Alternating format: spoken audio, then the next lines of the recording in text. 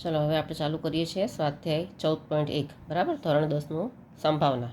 આપણે હમણાં ઇન્ટ્રોડક્શન જોયું, થિયરી સમજ્યા. એમાં પહેલો છે પ્રશ્ન, નીચેના વિધાનો પૂર્ણ કરો, એટલે કે ખાલી જગ્યા છે.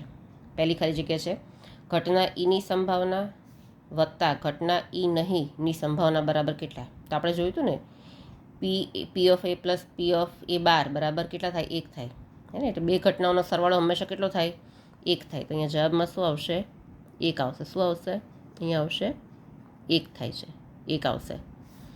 પછી બીજી છે, ઉદ્ભવી ન શકે તેવી ઘટનાની સંભાવના ખાલી જગ્યા છે. હવે ઉદ્ભવી જ ન શકે તેવી ઘટના કેવી હોય? 0, કે જે ઉદ્ભવી નથી શકતી એવી ઘટનાની કેવી હોય સંભાવના? 0.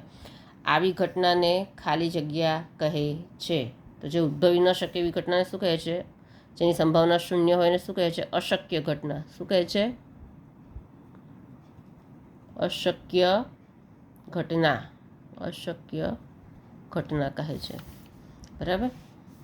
પછી ચોક્કસપણે ઉદ્ભવતી ઘટનાની સંભાવના ખાલી જગ્યા છે. ચોક્કસપણે ઉદ્ભવે જ તો એવી ઘટના કેટલી હોય? 1 હોય, કે જે ચોક્કસપણે ઉદ્ભવે જ.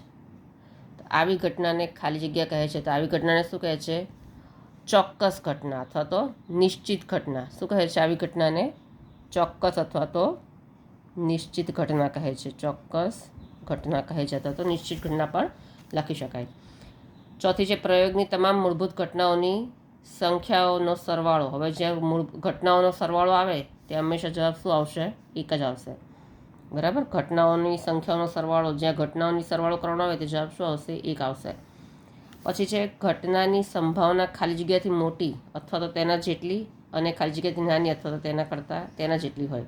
તો આપણે શું જોયું હતું હમણાં? આગળ જોયું હતું ઇન્ટ્રોડક્શનમાં શું હતું? 0 less than or equal to P of A less than or equal to 1, એટલે 0થી મોટી અથવા તો તેના જેટલી અને 1થી નાની અથવા તેના જેટલી હોય છે. તો અહીંયા શું આવશે? 0 આવશે અને અહીંયા આવશે 1. બરાબર.